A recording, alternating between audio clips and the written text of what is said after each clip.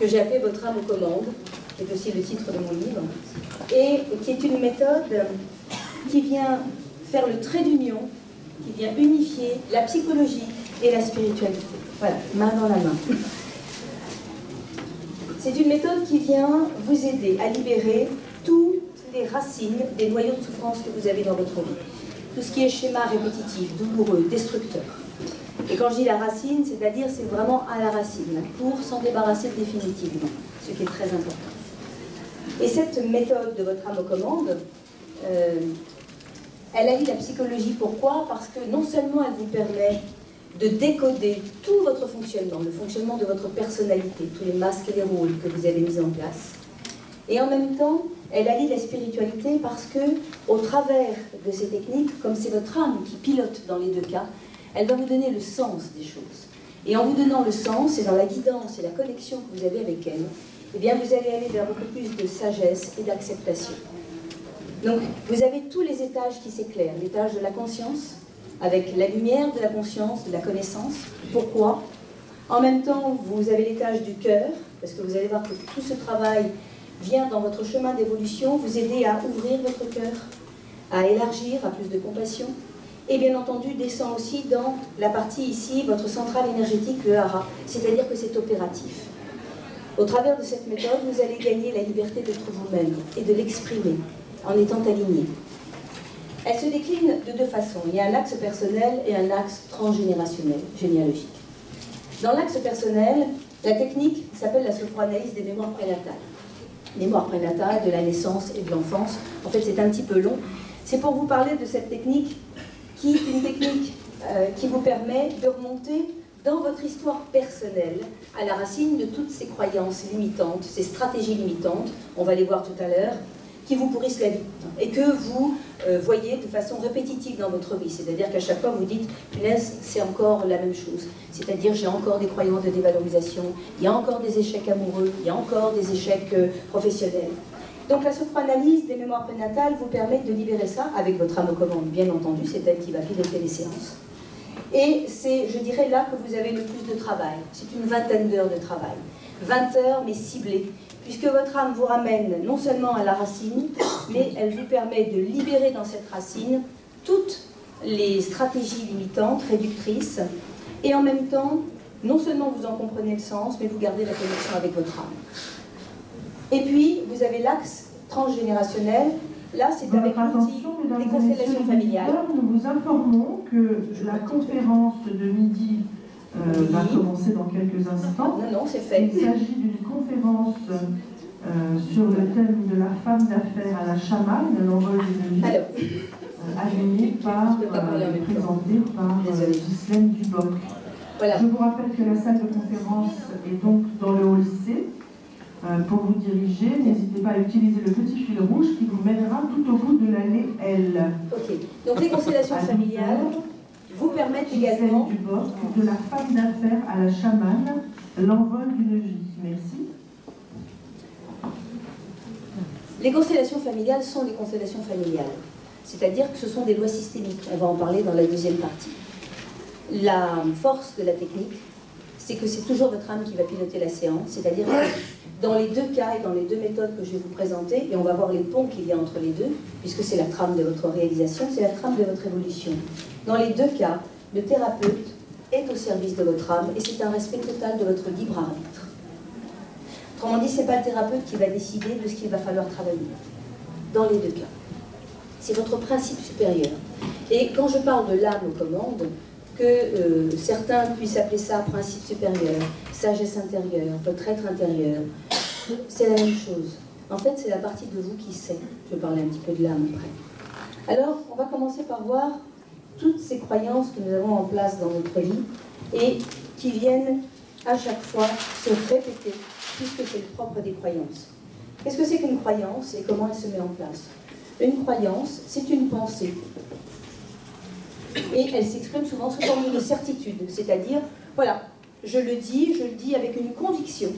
Et c'est une pensée qui a donc une force, et ces pensées qui ont des forces, vous avez pas mal de certitudes et de convictions dans votre vie, génèrent chez tout le monde des émotions particulières. Alors, Je vais vous donner un exemple de croyance. Par exemple, j'ai un accident de voiture, et je sors indemne de cet accident. Du coup, je sors indemne, ma voiture est en miettes, et je sors en me disant « Waouh, la vie est un cadeau ». C'est une croyance, n'est-ce pas?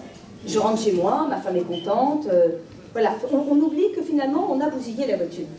Parce que le plus important, c'est la valeur de, pour moi, dans ma croyance, ma vie est préservée. Et j'ai eu une chance extraordinaire. La vie est un cadeau. Maintenant, si je sors de cette voiture en me disant « Nom d'une pipe, j'ai même pas fini de payer les traites. Fichue vie, la vie est un fardeau. » La vie est un fardeau, et du coup, elle va teinter cette nuance-là, eh bien, toutes les expériences que je vais vivre. Autrement dit, je vais les voir avec le sentiment que la vie est pénible, que je dois la porter, avec peut-être un sentiment de résignation. Et donc, c'est toute mon expérience de vie qui est teintée de cette croyance. Et je peux sortir également en disant la vie est injuste, avec une grande colère.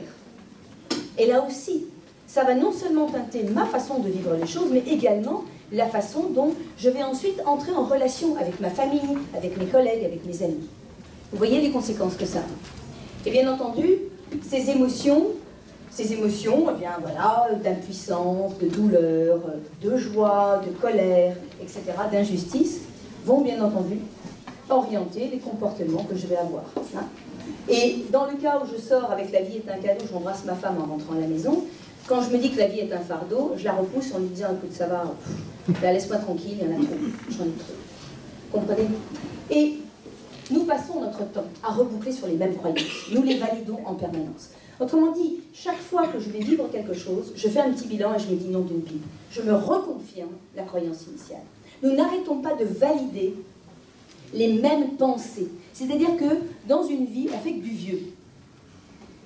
Moi, l'image qui m'est venue un jour, quand j'ai écrit le bouquin, c'était l'image d'une page qui s'ouvre, qui est la page normalement blanche, que nous devons écrire chaque matin en nous levant. Voilà, il y a une page blanche, une page qui serait faite pour la création, qui serait faite pour quelque chose de neuf, quelque chose qui soit vraiment en rapport avec moi. Sauf qu'au lieu de trouver cette page blanche, vous savez ce que je trouve? Elle est déjà écrite sur les 3/4 de la page. Autrement dit, ces croyances que j'ai installées, que nous avons installées à des moments dont nous ne nous souvenons plus, c'est-à-dire dans la vie intra-utérine, dans l'enfance, au moment de la naissance, eh bien, ces croyances-là agissent comme des programmations. Et ces programmations, eh bien, elles sont déjà là et elles teintent toute ma vie. Et qu'est-ce que fait la programmation? Vous savez, la puissance de l'esprit, la puissance de la pensée. Eh bien, ces programmations vont attirer de façon inconsciente, littéralement aimanter des situations, des personnes dans ma vie, qui vont faire que je me reconfirme en permanence les mêmes croyances. Quand elles sont positives, vous les gardez, vos croyances, bien entendu. Si vous avez la croyance que vous avez des anges gardiens, que vous retombez sur vos pattes à chaque fois dans votre vie, celles-ci, vous les gardez, ce sont des cadeaux. Par contre, toutes les croyances qui sont limitantes, justement, ça va être l'occasion de les changer parce que c'est ça qui façonne votre vie. En fait, vous êtes agi par les croyances. Ce sont elles qui vous mènent par le bout du nez et vous ne les remettez même pas en question, la plupart du temps.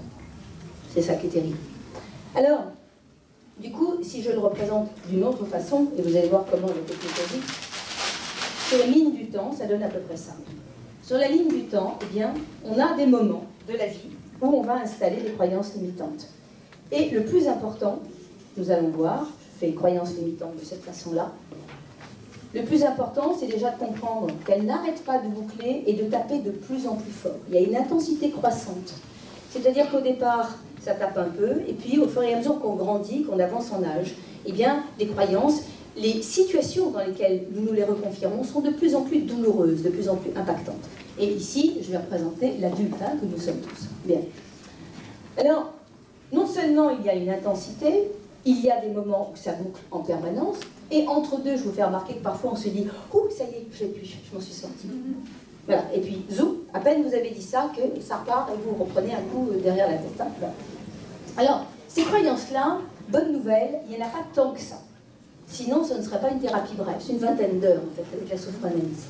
Mais nous les mettons en place dans des moments où nous avons fort peu de moyens de nous exprimer, de communiquer avec les autres. Typiquement jusqu'à l'âge d'1 an, 1 an et demi, où, eh bien, en tant que bébé, en tant qu'embryon encore plus, personne ne nous parle, et alors surtout de mon temps, hein, là on n'avait pas du tout d'autonomie à l'époque, hein.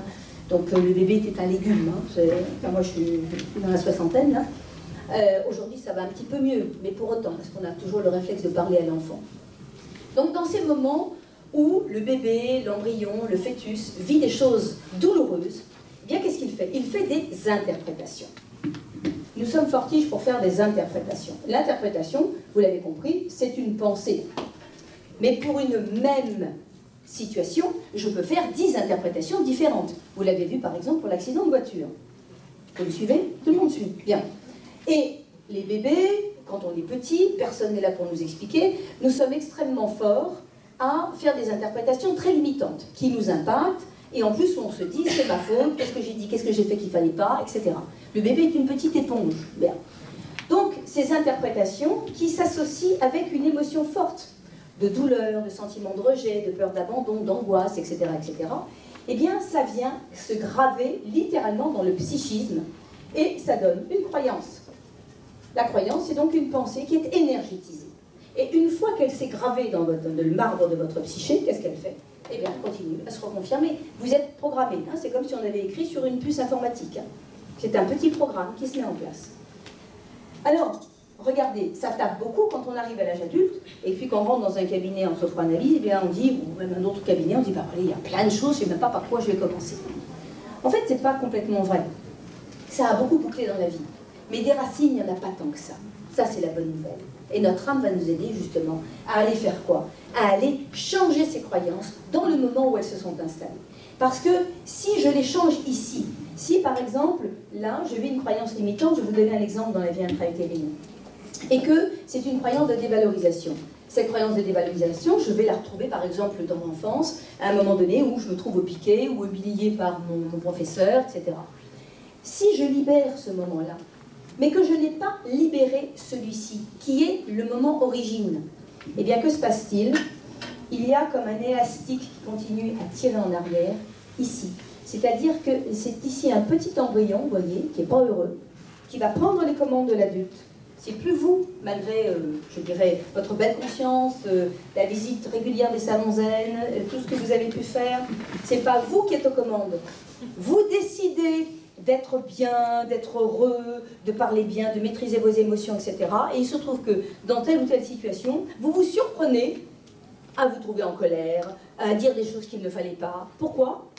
Parce que l'adulte n'est pas aux commandes. L'embryon a pris les commandes, ou un petit enfant qui a 2 ans, ok, ou un bébé à la naissance. C'est-à-dire que ce dont vous prenez conscience, c'est que vous êtes morcelé. Il y a quelques parties de vous qui sont toujours en souffrance à l'intérieur de vous. Et on va voir qu'il n'y a pas que de l'enfant intérieur en souffrance. On a aussi, parfois, une ou deux mémoires du passé, j'y reviendrai. C'est-à-dire des parties de nous, hein, des bouts de nous, qui n'ont pas digéré certaines choses. Et ces parties de nous, elles tirent à U et à dia dans notre personnalité, dans notre vie quotidienne, et elles prennent les commandes à notre insu. Et donc le principe, c'est quoi? Le principe, c'est d'aller s'occuper de ces parties-là, de les aider à guérir, de mettre de la lumière dans ces poches un peu sombres de notre histoire, où on a un peu de saleté, un peu de toile d'araignée, voilà. Et c'est notre âme qui va nous y conduire, mais il faut le faire à la racine. Si je le fais au milieu, ça ne sert à rien. L'élastique est toujours là, et à un moment donné, ça va aller mieux un petit peu, et puis ça, de nouveau, ça répète, ça retire en arrière. Notre âme, que je représente ici avec un joli soleil, elle arrive et elle nous ramène dans ce moment-là. Un moment où nous sommes, ces parties de nous sont figées dans le temps. C'est-à-dire que, si on prend un petit embryon, par exemple, qui à un moment donné entend sa mère lui dire, enfin, ne pas lui dire, mais dire à voix haute, ou dire à son mari, « Et zut, ça y est, je suis de nouveau enceinte, c'est la catastrophe. » Cet embryon-là, il va se sentir comment? À votre avis? Oui, pardon? De trop, oui. Très bien, tout à fait. Donc l'embryon va se sentir de trop, et il va se sentir pas désiré, rejeté. Autrement dit, elle ne veut pas de moi. Elle ne veut pas de moi, c'est-à-dire que tout de suite, c'est ma valeur qui est impactée. Quelle valeur j'ai si elle ne veut pas de moi? 0 pointé. Et du coup, il n'y a pas d'amour non plus. Autrement dit, je ne suis pas aimable. Ça commence bien. Si avec ma mère, qui est l'être supposé m'aimer le plus au monde, je n'ai pas cet amour, de qui arriverai-je à l'obtenir cet amour? Difficile. Vous voyez, vous avez déjà 2 énormes boulets qui se mettent en place pour ce petit embryon. Dévalorisation, non-amour de lui-même, non-amour de soi. Et, en plus, ce petit embryon, qu'est-ce qu'il met en place aussi? Parce qu'il sent bien que sa mère est très malheureuse, elle est affalée, là sur la table, ça va pas, elle pleure, c'est la cata. Et bien la première chose que je mets en place en arrivant au monde, c'est rendre ma mère malheureuse. Waouh! Du coup, qu'est-ce que je mérite? Qu'est-ce qu'on mérite quand on est coupable? D'être puni. Et du coup, comment je vais m'y prendre pour me punir? Oh, vous allez voir, il y a plein de choses pour se punir. Si vous voulez bien fermer la porte, merci. Alors, vous voyez, ici, vous avez les trois principaux boulets qui se mettent en place dans la vie d'une personne et qui vont se décliner après, tout au long du chemin. Dévalorisation, non-amour de soi, culpabilité, ce sont trois croyances qui ne vont pas arrêter de se répéter dans la vie de l'individu. Maintenant, ce petit embryon, non seulement il met en place des croyances limitantes, qui bien entendu vont impacter l'adulte. C'est... Voilà, on va y arriver. On va y arriver. Mais en plus, vous savez ce qu'il va mettre en place aussi, cet embryon? Pour continuer à vivre, ben, il va mettre en place des stratégies. C'est-à-dire que nous avons tous la force de vie qui est chevillée au corps. Tous, hein, sinon on ne serait pas là dans cette salle. Et cette force de vie fait qu'à un moment donné, ben, il faut quand même continuer malgré ça. Malgré la pataugeoire émotionnelle, malgré le désespoir, malgré le sentiment d'abandon, de rejet, malgré le sentiment d'impuissance ou la colère, okay? Malgré la peur qu'elle fasse même quelque chose, hein, puisqu'elle ne veut pas de moi. Parfois certains, quand ils captent les pensées d'IVG hein, de la mère, eh bien, ce sont des gens qui, après, vont mettre en place des angoisses répétitives, des difficultés à s'endormir la nuit, etc., etc. Tout ça vient boucler de façon très concrète dans la vie de l'individu, hein, les attaques de panique, etc., etc. Ce qui veut dire que là, pour continuer à vivre, je mets en place des stratégies. Ces stratégies, elles sont des stratégies qu'on va appeler des stratégies de survie. Hein. Là, on n'est pas au Club Med, hein, où je me balade, je suis dans le ventre de ma mère, dans le transatlantique. Non, là, elle ne veut pas de moi, c'est un non-désir. Et non seulement elle ne veut pas de moi, mais du coup, comme elle ne m'aime pas, et que moi je ne peux pas vivre sans amour, ben, il va falloir deux choses. Un, il va falloir que j'arrête de souffrir. C'est insupportable. Vous êtes un petit bout de chou, hein, et là, vous êtes littéralement envahi par toutes ces émotions. Alors, pour arrêter de souffrir, ben, par exemple, je vais décider de couper les émotions. Tout d'un coup, je m'anesthésie. Hop, je ne ressens plus rien. Je me dissocie, vous savez. C'est-à-dire que je me vois, mais c'est terminé. Je ne suis plus en contact avec ça, c'est trop douloureux. Ou alors, je me réfugie dans ma tête. Du coup, je deviens une grosse tête pensante, hein, mais j'habite plus vraiment mon corps. Hein. Je peux même aller jusqu'à me couper de mes sensations. Hein. Donc on peut se couper des émotions, on peut aussi se couper des sensations. J'ai une dame comme ça qui a revécu, grâce à la libération avec son âme, petit à petit, elle a retrouvé son corps. Et ça a commencé par le ventre. Elle a senti pour la première fois de sa vie son ventre. Une autre a senti les contours de son corps. Des contours. Elle n'avait jamais eu de contours. Donc c'est pour vous dire que ça peut aller très loin. Mais je peux aussi couper mes pensées. Si je ne pense plus à la situation qui est difficile, je ne souffre plus. Vous avez compris? Bien. Sauf que quand je ne pense plus, eh bien chaque fois que je vais me retrouver, merci de fermer la porte, dans des situations difficiles où ça va appuyer sur un bouton que je ne comprends pas. D'ailleurs, quel est ce bouton sur lequel intérieurement ça appuie et qui fait que tout d'un coup, je me trouve bête. Je ne dis plus rien. Je ne sais plus ce que je dois dire. Et au moment où je devrais sortir quelque chose d'intelligent, de pertinent, voire de judicieux ou d'attendu, il y a un blanc. Un blanc qui dure de très très longues minutes. C'est des grands moments de solitude. Hein, voilà. Alors, fort heureusement, une cliente qui me disait comme ça, j'ai plus de cerveau. Ça ne dure pas trop longtemps, mais bon, ça dure suffisamment pour vous gêner et vous reconfirmer que de toute façon, ça ne va pas, vous ne valez rien. Vous voyez, vous disiez qu'on se reconfirme en permanence, hein, des tas de choses. Et donc, vous avez plein de stratégies pour arrêter de souffrir. Pour arrêter de souffrir, je peux aussi me faire croire que tout ça, ça n'existe pas. Ce qu'on appelle la stratégie du déni. Autrement dit, je ne regarde pas la réalité en face. Ou alors je me bouche les oreilles, je n'entends plus. Ou je ne vois plus. Ça peut aller très très loin. Et puis, il y a aussi des stratégies donc, pour arrêter de souffrir, la souffrance, et pour tenter d'être un peu aimé. Alors, aimer, des fois, hein, quand vous avez par exemple une tentative d'IVG, eh ben, là, c'est pas l'amour que vous allez chercher, c'est simplement d'être vu, un peu vu, reconnu. Hein. On ne va pas aller chercher l'amour, parce que là, quelque part, je me dis que de toute façon, c'est pas possible. C'est même pas en rêve. Mais d'être vu ou reconnu, parce que sinon, je ne peux pas continuer à grandir. Et pour ça, je vais par exemple faire tout ce qu'elle veut, ma mère. Mon père aussi, hein, on a les mêmes choses avec les non-désirs des pères. Attention, il n'y a pas que la maman qui est importante. Hein. Les deux sont aussi importants. Sauf que l'embryon ou le fœtus, quand il est dans le ventre de la mère, est plus en contact avec ce qui se passe dans le psychisme et l'émotionnel de la maman, c'est clair. Mais je peux décider d'être parfait. Comme ça, elle va voir que je suis quelqu'un de bien. Et elle va m'aimer un peu. Je vais la sauver, je la sens malheureuse. Je vais même lui donner plein d'amour. Moi, j'en ai pas, mais je vais lui en donner. Comme ça, j'espère qu'elle m'en donnera un peu en retour. Très mauvais calcul. Oui, très mauvais calcul, parce que du coup, vous avez un stock, je dirais, d'énergie. Hein. Les grands sauveteurs, il y a probablement certains dans la salle, surtout les thérapeutes, qui commencent souvent par être de grands sauveteurs. Hein. J'en étais un, voilà, bienvenue au club. C'est-à-dire, on donne, puis à un moment donné, on se retrouve complètement épuisé. Il n'y a plus de jus. Parce que normalement, c'est les parents qui donnent aux enfants. C'est ça, le réservoir d'amour, il est inépuisable. C'est votre source de vie, c'est la sève qui vient nourrir l'arbre et donner des fruits. Vous me suivez? Mais si cette sève, vous ne la puisez pas au travers de vos racines, ben à un moment donné, votre stock intérieur, il s'épuise et il n'y a plus rien. Autrement dit, toutes ces stratégies qu'on met en place, y compris la faire rire, vous voyez, les petits clowns. Alors vous avez les anges blonds qui sont parfaits, qui dorment bien, qui sont jamais malades, qui sont bons à l'école, qui disent bonjour à madame et au monsieur, hein, et puis qui un jour, arrivé vers 10-14 ans, vous pète un plomb, vous ne savez pas pourquoi. À force de mettre vos besoins sous le boisseau, de ne pas être vous-même, et donc de négliger cette partie de vous-même, eh bien à un moment donné, il y a des conséquences, il y a un prix à payer. Et on le paye. On le paye en santé, on le paye en épuisement, etc. etc. Donc regardez, c'est important tout ça. Vous voyez comme quoi, ici, ce petit embryon, il est figé, j'ai marqué ici, comme s'il était figé dans le temps, c'est-à-dire que même si la maman, je ne sais pas, moi, 15 jours après, elle dit à son mari, bon, bah, écoute, hein, finalement, c'est un peu trop tôt, mais on va s'en sortir, ou, eh ben, c'est pas grave, eh ben, si je n'ai pas cette promotion avec mon boulot, j'aurai une autre fois, je m'en fiche, je suis contente d'être enceinte. On pourrait se dire, bon, moi, il va entendre ça et tout va bien. Non, c'est pas vrai. Parce qu'ici, ça s'est gravé. C'est-à-dire que c'est comme si ici, le petit embryon, le fœtus, il est enclavé dans le temps et il continue à souffrir à l'intérieur de vous. Vous comprenez? Et il tire les ficelles parce qu'il n'a pas entendu la suite.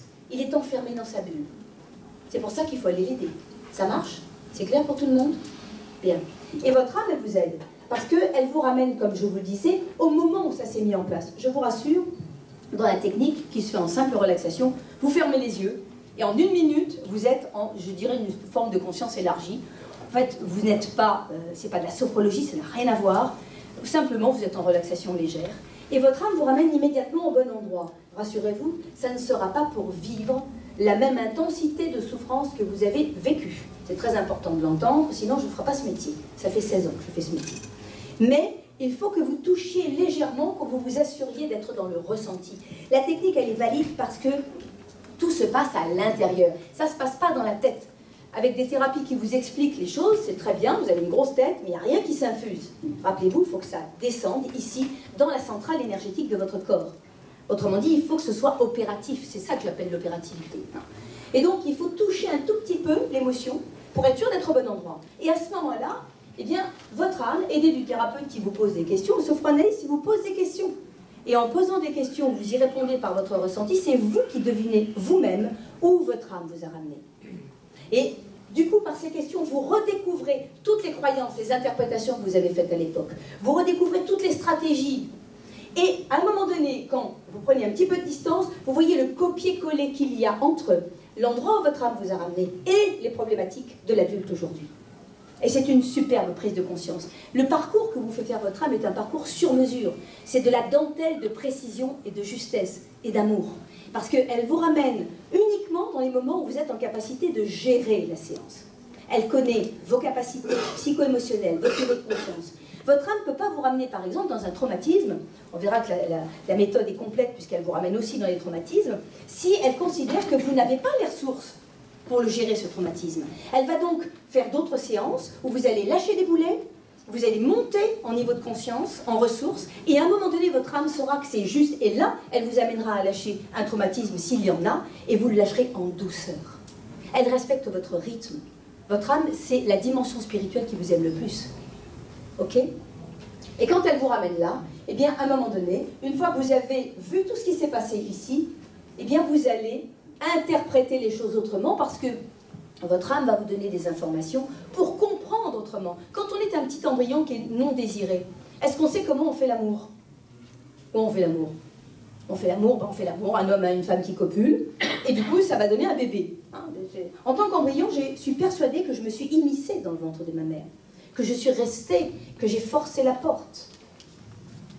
Et je suis d'autant plus coupable qu'en plus je suis restée, alors qu'elle ne voulait pas de moi. Vous voyez le truc? Ma force de vie qui est là. Mais je me dis, bah, j'aurais dû me laisser partir. Alors on peut se laisser partir. Hein. Il y a des embryons qui partent dans les fausses couches. Hein. 50%, surtout dans les premières grossesses, 50% des embryons, à peu près, eh bien, foutent le camp. Hein. Mais une fausse couche, c'est un petit suicide, entre guillemets, c'est je ne reste pas. Pour des raisons qui sont les miennes, hein, qu'on peut trouver d'ailleurs, mais je ne reste pas. Et donc, là, je suis restée. Donc, si je suis restée, je rends ma mère malheureuse, donc c'est ma faute, je suis coupable, et je mérite d'être punie. Et vous savez, dans les punitions de culpabilité, il y a des sacrées punitions. Je ne mérite pas d'exister, je ne mérite pas d'être aimée, je ne mérite pas de prendre ma place. Donc c'est très fort, ça va impacter la vie de façon très très douloureuse. Ça tous. Alors, donc ça c'est les corps qui réagissent un petit peu, hein, il faut toujours le dire. Vous savez, tout passe par le ressenti. Et donc, dans ces moments-là, eh bien, il est temps de changer l'interprétation. Effectivement, il y a un homme et une femme qui font l'amour, un spermatozoïde et un ovule qui se rencontrent pour former la première cellule qui va accueillir la conscience du bébé. Alors, c'est ici qu'il faut quand même faire une différence entre, j'ai le temps, oui, quelle est la différence entre l'âme, cette très belle entité, cette dimension spirituelle, et qu'est-ce que c'est que la conscience? Ça c'est important, parce que c'est votre conscience qui fait les expériences, c'est pas votre âme. Votre âme, elle utilise votre conscience pour faire l'expérience, mais c'est un petit véhicule, la conscience. Regardez, la conscience est très limitée. C'est ça. C'est-à-dire, c'est la partie, c'est la définition de la meilleure que j'ai jamais entendue, c'est celle de Milton Erickson. La conscience, c'est ce dont vous êtes conscient au moment où vous en êtes conscient. C'est-à-dire, vous êtes là, en train d'avoir des pensées, vous êtes en train de réfléchir à tout ce que je vous dis, vous faites des liens avec vos histoires ou pas, vous êtes dans vos émotions, la température de la pièce, vous vous agitez sur le siège s'il est inconfortable. Voilà, tout ça, c'est ce qui occupe le champ de votre conscience. Et en fait, cette conscience, elle existe au temps T, vous en changez en permanence. Votre âme, elle est stable, elle est là-haut.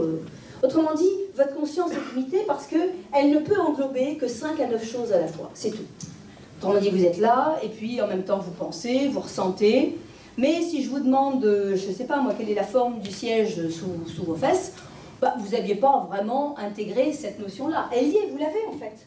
Mais comme vous ne l'avez pas intégrée, vous êtes obligé de lâcher, je dirais, les choses que vous avez ici occupées en pensée pour faire remonter une autre information qui vous est donnée de façon inconsciente par votre corps. Vous avez plein de capteurs, etc., etc. Est-ce que tout le monde suit? Donc la conscience, elle est très limitée. C'est notre conscience qui est bien entendu guidée par notre ego, qui mène notre vie.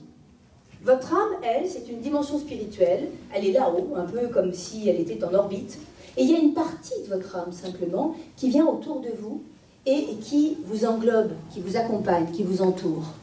Mais elle n'agit pas à votre place. La partie de vous qui agit, c'est votre ego. Est-ce qu'on est clair? Le jour où vous décidez de laisser votre âme aux commandes et d'aller dans le sens de votre âme, à ce moment-là, vous faites un partenariat avec elle, ce qui vous est proposé dans ces méthodes.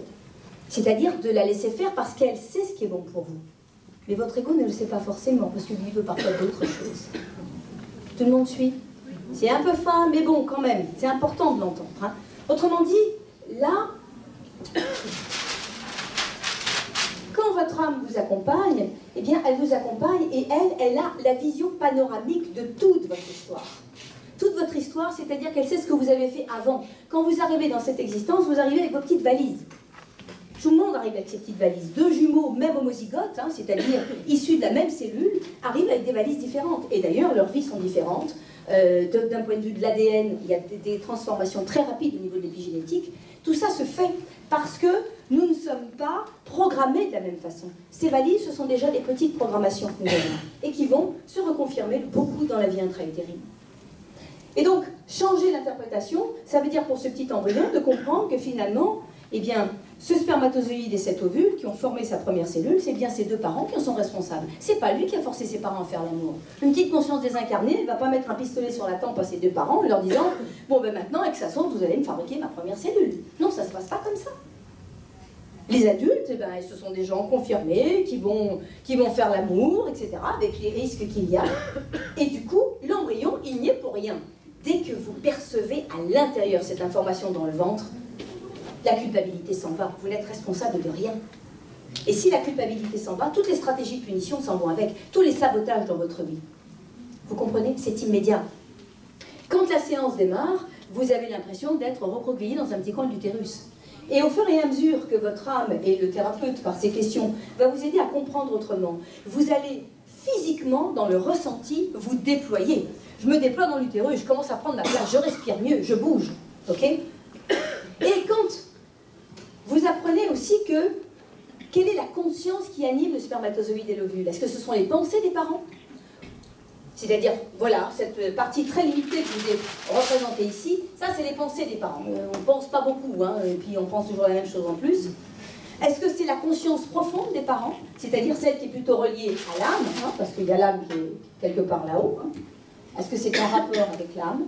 Ou est-ce que c'est ce qu'on appelle la conscience cellulaire intrinsèque, c'est-à-dire cette petite conscience qu'il y a dans chaque cellule, parce que moi j'ai fait des cultures de cellules en biologie, hein, je ne me suis même pas présentée, je suis docteur en neurobiologie, mais enfin c'est pas grave, on s'en fiche.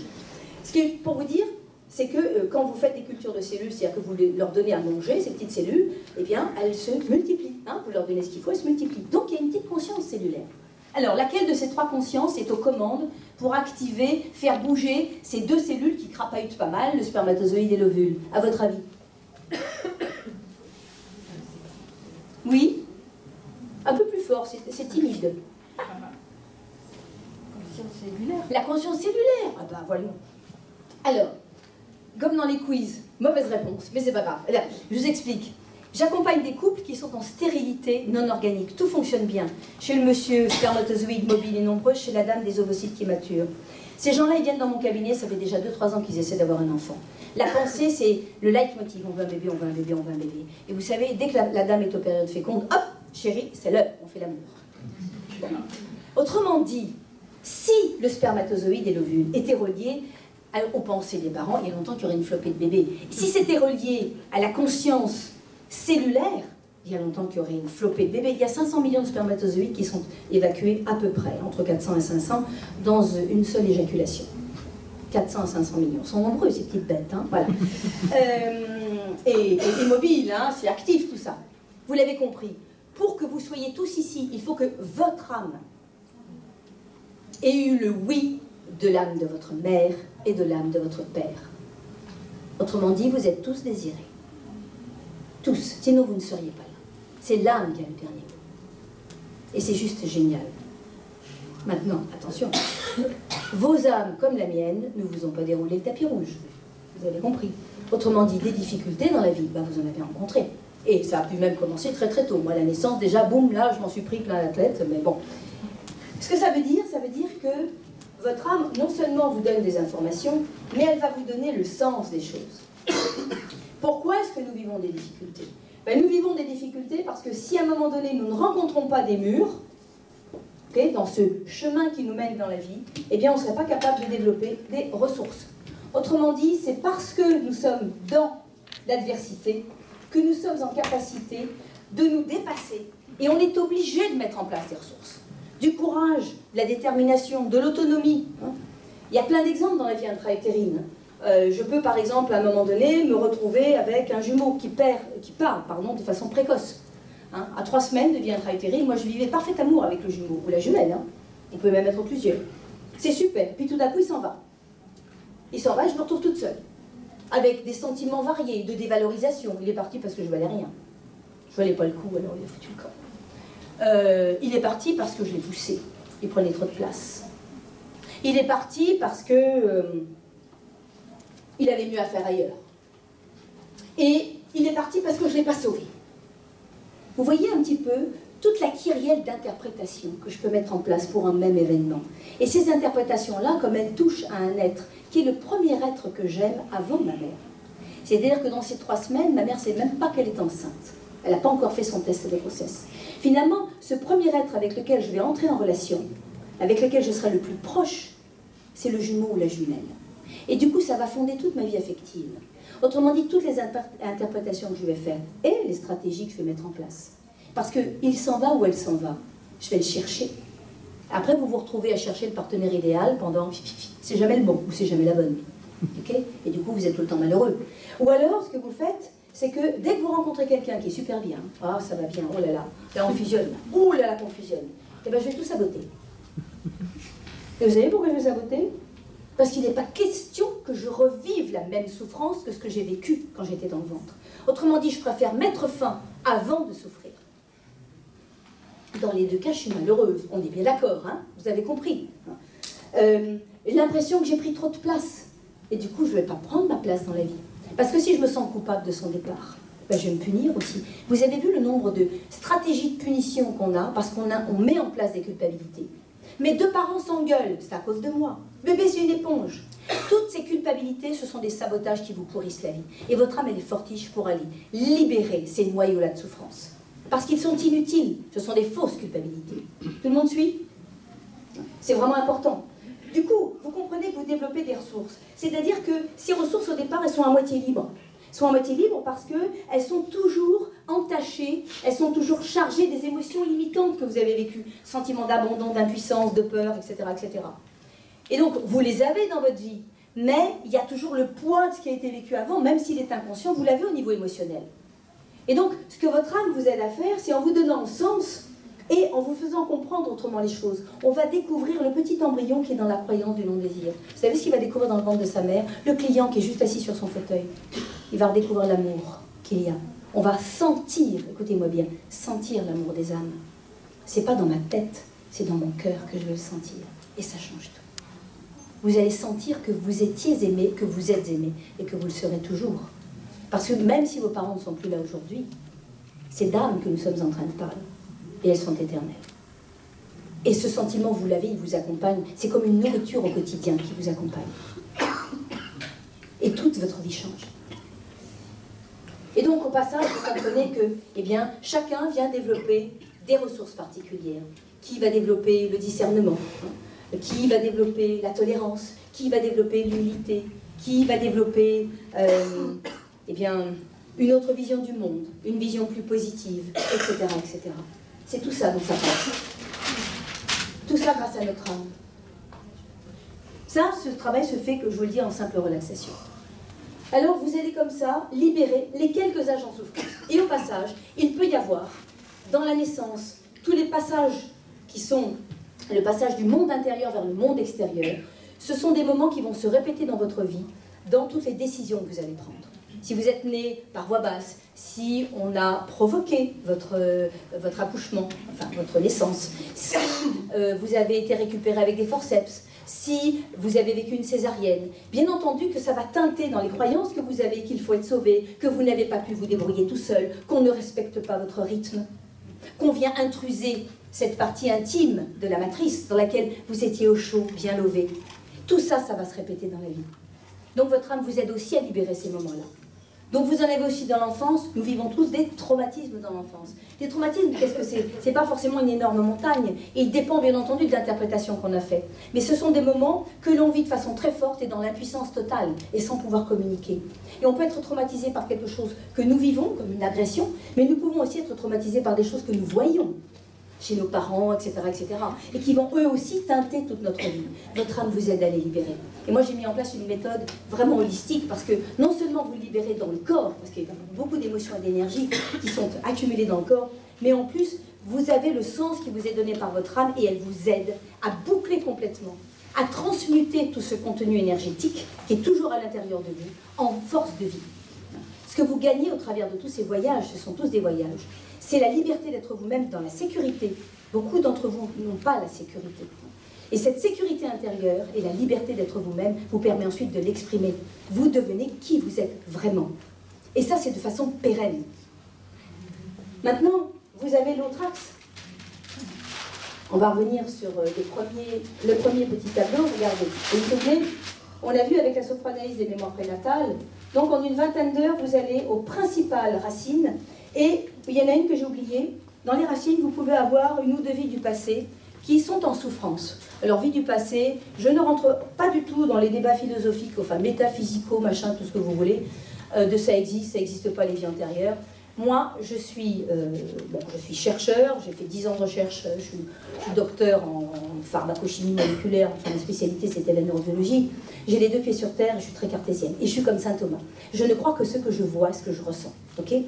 Autrement dit, si à un moment donné, votre âme vous ramène dans un paysage qui est un peu particulier, où il y a des chevaliers en armure, ou un samouraï, où vous vous retrouvez dans une pauvre masure en train de laver, faire de la lessive, avec une robe qui n'est pas du tout de ce moment-là, ne vous inquiétez pas. Elle est en train de vous montrer un film. C'est un film d'archives. Rappelez-vous que votre âme, elle a tout enregistré. Hein, ça fait partie de vos petites valises.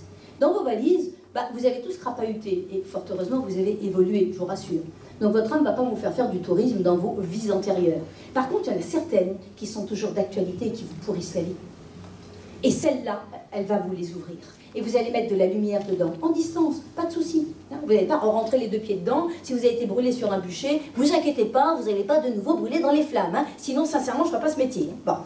Mais par contre, vous allez comprendre ce qui s'est passé. Vous allez comprendre aussi, parfois, il y a des enseignements de votre âme, parce que votre âme va pointer sur certains apprentissages qui restent à faire dans cette vie. Elle vous aide à libérer les boulets.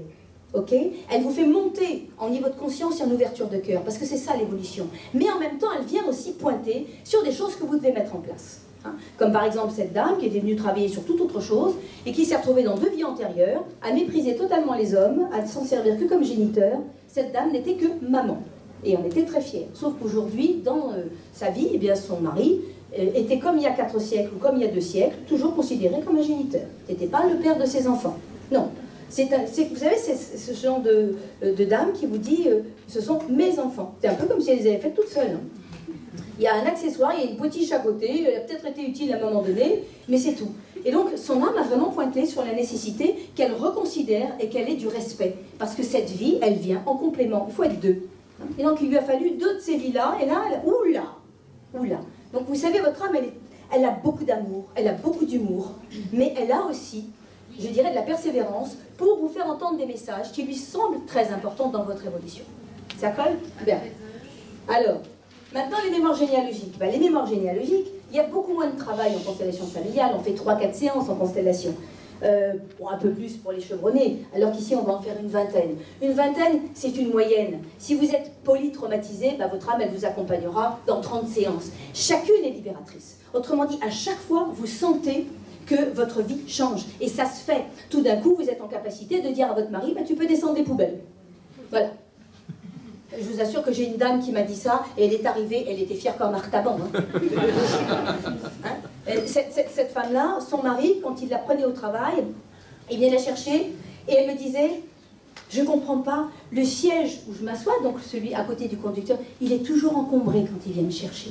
Vous avez compris ? Le jour où il lui a dit qu'il pouvait descendre des poubelles, alors là, franchement, elle avait vous voyez, c'est ça, hein, j'ai gagné la confiance en moi. Et elle le disait, ça allait tout seul. C'est pas en forçant, ça s'est installé, naturellement. Vous vous surprenez à dire, à faire des choses que vous ne pouviez pas faire auparavant. Ça s'installe tout seul. Et vous avez également ici, dans cet acte transgénérationnel, des liens particuliers, ce qu'on appelle des intrications, avec des membres de votre système familial, c'est-à-dire de votre généalogie, parfois plus large.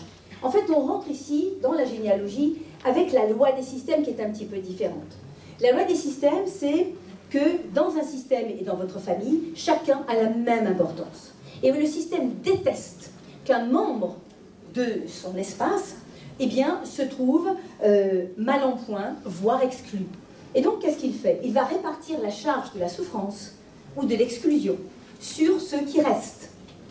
Qu'est-ce que ça veut dire ? Ça veut dire que si vous avez par exemple des membres de votre famille, alors que vous savez ou que vous ignoriez, parce qu'on va le découvrir en constellation, qui ont par exemple été exclus. Une femme par exemple qui a été répudiée, un arrière-grand-père qui a répudié une femme, pour épouser votre arrière-grand-mère. Ouais. Ça, les descendants vont le payer, hein, parce qu'en fait, cette femme a beaucoup d'importance. Beaucoup d'importance. Et elle a été spoliée, elle a été victime, et elle a vécu beaucoup de douleurs. Et du coup, le système va tout faire pour redonner sa place à cette femme. Et c'est vous, vos enfants, vos petits-enfants, qui vont à chaque fois, tant que cette femme n'a pas retrouvé sa place, vivre le même destin, ou vivre les mêmes maladies, les mêmes émotions. Alors, ce ne sont pas des copier-coller exacts, parce qu'il y a des différences d'âge et d'époque, mais vous allez vous retrouver, par exemple, à être invisible, ne jamais trouver votre place, vous trouver à être répudié d'une manière qui ne se faisait pas à l'époque, et aujourd'hui, on se fait jeter, comme on dit, hein, ou de servir de bouche-trou, etc., etc. Et puis, vous avez des gens qui sont exclus aussi parce qu'on considère que ce qu'ils ont fait n'est pas beau. Hein. Des gens qui ont fait de la prison, des collaborateurs, hein, pendant la Deuxième Guerre mondiale. Ce sont des gens qui sont exclus du système. Et ça, c'est pas bon du tout.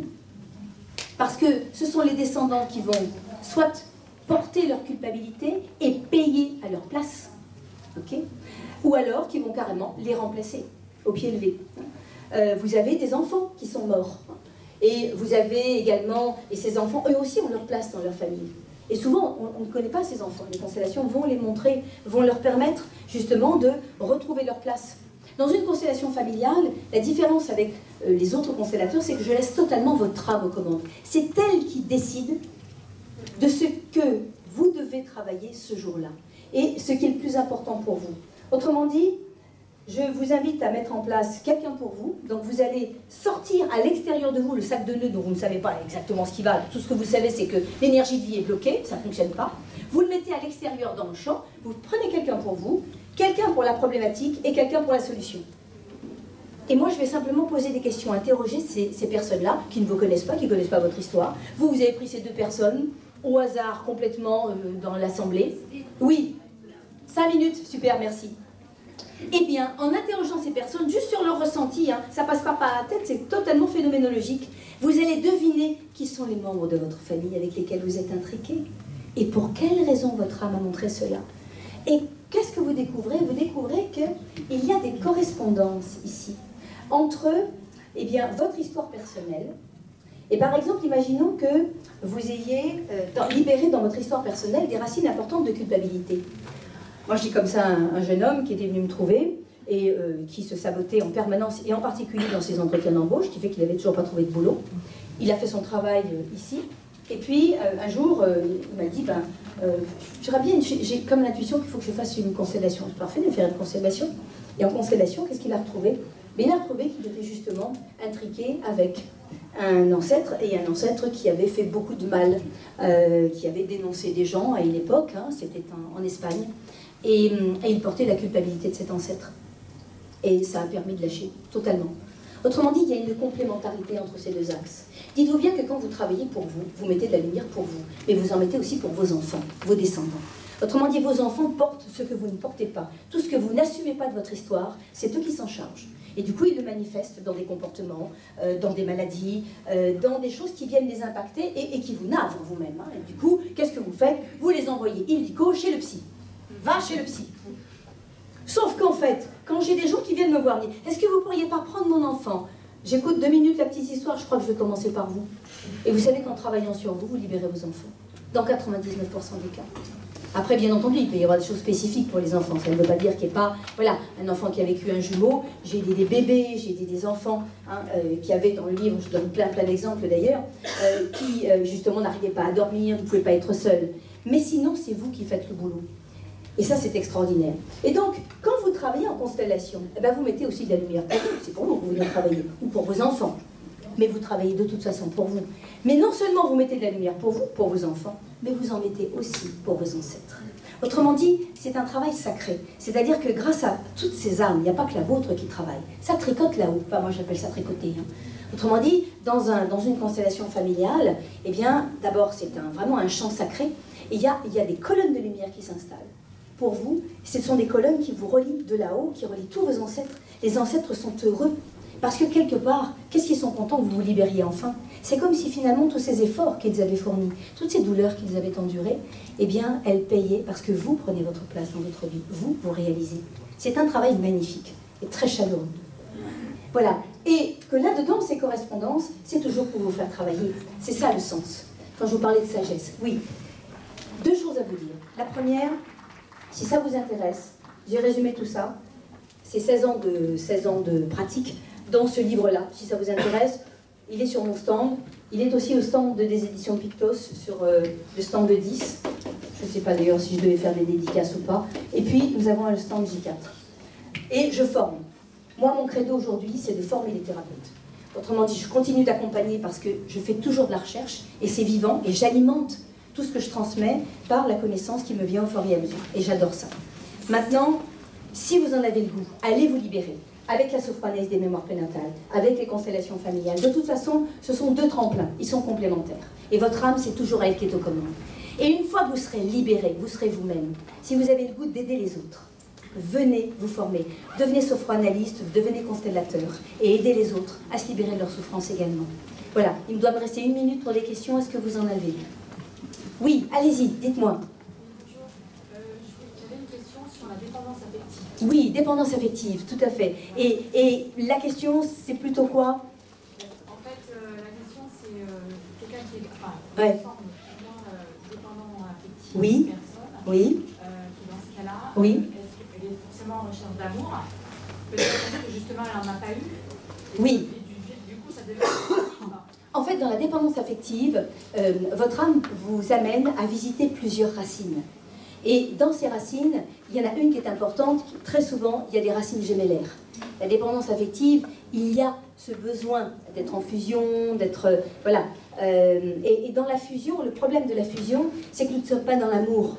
Dans la fusion, on est dans ce que j'aime en l'autre, c'est tout ce qui me ressemble moi. Et donc, dans le sens que notre âme donne à tout ça, c'est de trouver l'amour vrai. L'amour vrai, c'est celui qui libère.